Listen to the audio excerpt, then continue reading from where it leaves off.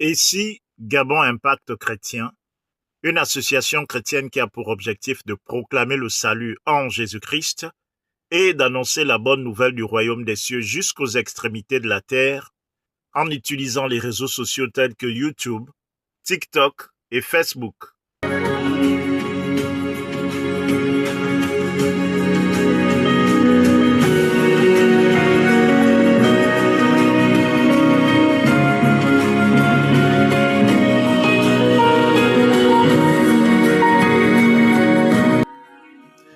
Bien-aimés dans le Seigneur, nous sommes dans la joie de vous retrouver encore aujourd'hui pour annoncer la bonne nouvelle du royaume des cieux. Le thème de notre courte exhortation de ce jour est intitulé « Le scandale de la croix a disparu pour plusieurs ».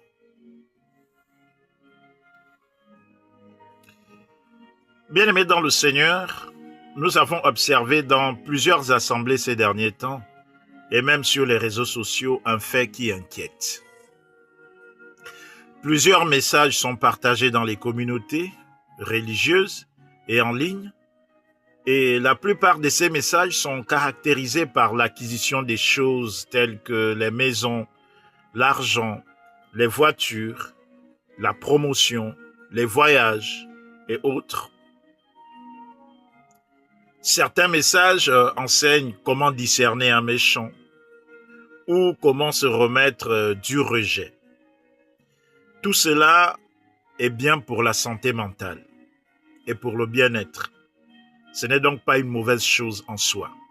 Sauf que ces messages qui ont l'air spirituels nourrissent et renforcent l'ego et la chair. Ils sont tout, sauf le message de la bonne nouvelle. Oui, bien-aimés dans le Seigneur, la bonne nouvelle est le message que Jésus-Christ a demandé d'annoncer au monde entier. De Genèse, en passant par Matthieu à Apocalypse, le message est le même.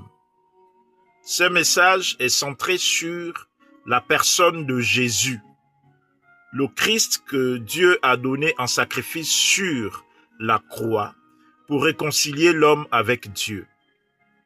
De sorte que par la prédication de la croix, l'homme soit délivré de toutes les condamnations et qu'il revête l'homme nouveau en Jésus-Christ. Le message de la bonne nouvelle est donc basé sur la naissance, la mort et la résurrection et la nouvelle venue de Jésus-Christ. Chaque étape de la vie de Jésus-Christ a permis à l'homme d'obtenir la miséricorde de tous ses péchés, la guérison de toutes les maladies, le passage de la mort à la vie éternelle et l'acquisition de la nouvelle nature d'enfant de Dieu.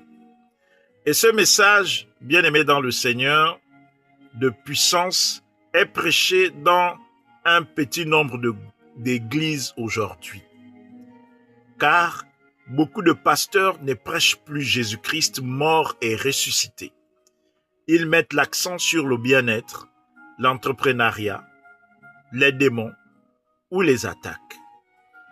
Mais Dieu merci, il y a encore un reste de pasteurs fidèles à l'Évangile.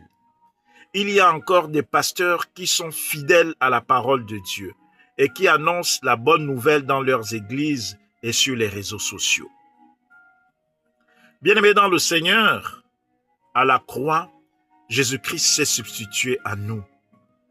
Il a souffert à notre place, afin que par la foi en l'œuvre que Jésus-Christ a accomplie à la croix, nous soyons affranchis de la malédiction et de la mort.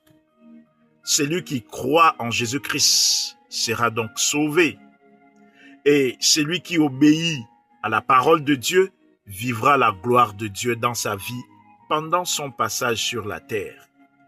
Le message de la bonne nouvelle est un message puissant, bien-aimé dans le Seigneur. Mais aujourd'hui, nous assistons à une démonstration des exploits ou des connaissances personnelles dans lesquelles ni Jésus-Christ, ni l'œuvre de la croix ne sont mentionnés pendant un sermon de plus d'1 heure de temps. Au terme d'un tel message, la chair est renforcée, le croyant a davantage conscience du péché ou du mal, comme si nous étions encore sous la loi de Moïse.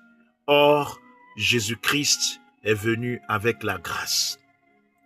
Et on peut voir dans ces églises les thèmes tels que autel contre autel qui sont évoqués, mais dans le développement, on ne parle pas de l'autel le plus puissant qui est l'autel de la croix. Oui, bien-aimés dans le Seigneur, la croix est l'autel sur lequel l'agneau de Dieu a été sacrifié pour la délivrance du monde entier. Si tu as mis ta foi sur l'œuvre de la croix réalisée par Jésus-Christ, aucun autre autel ne peut te combattre. Que ça soit un autel familial, que ça soit un autel de sorcellerie, aucun autre autel ne peut te combattre. Même s'ils te combattent, ils ne te vaincront jamais si tu as la foi et si tu obéis à la parole de Dieu. Celui qui est en toi est plus fort que ceux qui te combattent. Bien-aimés dans le Seigneur, si la croix est l'autel que Dieu a choisi pour sacrifier Jésus-Christ pour le pardon de nos péchés, aucun autre autel ne peut t'offrir le pardon de tes péchés, quel que soit le montant que tu vas y mettre. Bien-aimés, réveillez-vous du sommeil dans lequel vous êtes plongés. Jésus-Christ revient bientôt. Il faut qu'il vienne trouver notre foi intacte, fondée sur l'œuvre de l'âme de Jésus-Christ à la croix de Golgotha. Le scandale de la croix a disparu dans plusieurs communautés. Le scandale de la croix a disparu dans plusieurs églises. L'évangile n'est plus annoncé, mais on fait l'apologie des démons pour étaler les connaissances. Pendant ce temps, le peuple ne connaît pas Dieu. Le peuple ne connaît pas Jésus-Christ. Le peuple ignore que Jésus-Christ a payé le prix pour sa liberté. Les gens vont à l'église, mais ils ont toujours peur. Ils voient le mal, ils voient la main du diable dans tous les événements de leur vie. Ils font tout pour se délivrer eux-mêmes. Ils ignorent que Dieu habite en eux par son Esprit Saint et même que le châtiment qui nous était réservé est tombé sur Jésus-Christ. Nous ne sommes plus redevables au diable quand nous avons la foi en Jésus-Christ. Et si le Fils de Dieu t'a franchi, tu es réellement libre. Mais la foi de ceux qui vont dans des églises où les messages n'ont qu'un seul sens, n'ont qu'un seul but, celui de donner la motivation, ceux-là, leur foi est basée sur tout, sauf qu'ils ignorent que la mort et la résurrection de Jésus-Christ leur donnent la délivrance. Bien-aimés, revenez au fondement de la foi chrétienne. Jésus-Christ a déjà vaincu pour nous.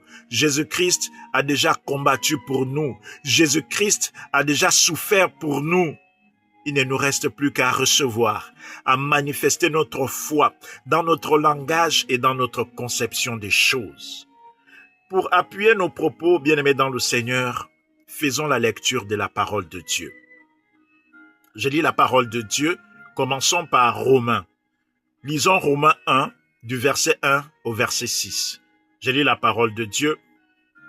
Paul, serviteur de Jésus-Christ, appelé à être apôtre, mis à part pour annoncer l'évangile de Dieu, qui avait été promis auparavant de la part de Dieu par ses prophètes dans les Saintes Écritures, et qui concerne son Fils, né de la postérité de David selon la chair, et déclaré Fils de Dieu avec puissance, selon l'esprit de sainteté, par sa résurrection d'entre les morts, Jésus-Christ notre Seigneur, par qui nous avons reçu la grâce et l'apostolat, pour amener en son nom à l'obéissance de la foi tous les païens, parmi lesquels vous êtes aussi, vous qui avez été appelés par Jésus-Christ. La parole de Dieu. Amen. Oui, bien-aimés dans le Seigneur, dans ces passages, nous voyons que Paul assoit son apostolat sur Jésus-Christ. Donc, Jésus-Christ est le thème central de l'Évangile. Lisons encore 2 Corinthiens 1, du verset 1 au verset 2. Je lis la parole de Dieu, c'est toujours Paul qui parle. Pour moi, frères, lorsque je suis allé chez vous, ce n'est pas avec une supériorité de langage ou de sagesse que je suis allé vous annoncer le témoignage de Dieu. Car je n'ai pas eu la pensée de savoir parmi vous autre chose que Jésus-Christ et Jésus-Christ crucifié, la parole de Dieu. Amen. Oui, bien-aimés dans le Seigneur, ici c'est encore Paul, le grand apôtre de Jésus-Christ, le grand apôtre de Dieu. Il nous dit que la seule chose qui l'a amené à parler au milieu du peuple, c'était Jésus-Christ, et il n'a fait qu'annoncer Jésus-Christ crucifié. Lisons encore 1 Corinthiens 1 du verset 22 au verset 23. Je lis la parole de Dieu. Ici, c'est toujours Paul qui parle. Les Juifs demandent des miracles et les Grecs cherchent la sagesse. Nous prêchons Christ crucifié, scandale pour les Juifs et folie pour les païens. Mais puissance de Dieu et sagesse de Dieu pour ceux qui sont appelés, tant Juifs que Grecs, la parole de Dieu. Amen. Bien-aimés dans le Seigneur, c'est toujours Paul qui parle ici. Il nous dit que pour ce qui le concerne, lui qui a été sauvé par Jésus-Christ, la seule chose qu'il sait faire, c'est annoncer Jésus-Christ crucifié. Même si ce message est considéré comme un scandale pour les Juifs et les Grecs, lui, il sait une chose, c'est que le message de la bonne nouvelle est un message puissant et c'est un message qui révèle toute la sagesse de Dieu. Lisons pour terminer Apocalypse 1 du verset 4 au verset 6. Je lis la parole de Dieu. Ici, c'est Jean qui parle. Jean, aux 7 églises qui sont en Asie, que la grâce et la paix vous soient données de la part de celui qui est, qui était et qui vient, et de la part des 7 esprits qui sont devant son trône, et de la part de Jésus-Christ, le témoin fidèle, le premier-né des morts, et le prince de rois de la terre, à celui qui nous aime, qui nous a délivrés de nos péchés par son sang, et qui a fait de nous un royaume, des sacrificateurs pour Dieu son Père. À lui soit la gloire et la puissance au siècle des siècles. Amen. Bien-aimés dans le Seigneur, ici, Jean est clair. Son message aussi est basé sur le témoignage de Jésus le Christ, notre Seigneur et notre Sauveur. C'est lui par qui nous avons obtenu le pardon de nos péchés. C'est lui qui nous a délivrés de la condamnation. C'est Jésus le Christ. Et s'il y a un message qui mérite d'être annoncé, le message de la bonne nouvelle dans nos églises, c'est la mort, la résurrection de Jésus-Christ et son avènement. Et l'avènement du Saint-Esprit également. Bien-aimés dans le Seigneur, si nous prenons la Bible de Genèse à Apocalypse, nous verrons que l'évangile consiste à annoncer et à témoigner Jésus-Christ comme Seigneur et Sauveur et Fils de Dieu. Toute prédication qui met en évidence le savoir-faire et le savoir-vivre se rattache à la recherche de la sagesse humaine. Ce n'est pas une mauvaise chose, mais il n'y a pas de puissance de délivrance dans la sagesse humaine. Ce sont les Grecs qui recherchent de telles choses, selon Paul. D'autres cherchent des miracles. Ils veulent voir le tout à coup. C'est normal. Et au lieu de chercher la croix, et au lieu de chercher à comprendre l'œuvre de la croix, ils se livrent donc à des multiples jeûnes et prières. Ils font des sacrifices, donnent des dîmes. Ce n'est pas mauvais. Et ils font même des pèlerinages. Ils croient qu'avec toutes ces activités, Dieu va accéder obligatoirement à leurs requêtes. Ils mettent l'œuvre de la croix derrière eux et ils espèrent que leurs efforts de performance vont contraindre Dieu à agir. Mais Dieu rappelle dans sa parole que Jésus-Christ a tout accompli. Et nous devons donc regarder à Jésus. Bien-aimés dans le Seigneur, mais qu'il s'agisse de ceux qui cherchent le miracle, par leur performance de jeûne et prière, ou de ceux qui cherchent la sagesse humaine, Jésus dit que le salut ne passera que par la croix. N'oubliez pas que la foi vient de ce que l'on entend, et sous notre ère, ce que nous devons entendre, c'est Jésus-Christ mort, ressuscité le 3e jour, et il est vivant. Bien-aimés dans le Seigneur, Jésus-Christ est vivant. Il est ressuscité le 3e jour pour le pardon de nos péchés. La prédication de la croix est une folie pour ceux qui périssent, mais pour nous qui sommes sauvés, elle est une puissance de Dieu. Si tu crois, tu verras la gloire de Dieu. Que Dieu te bénisse abondamment.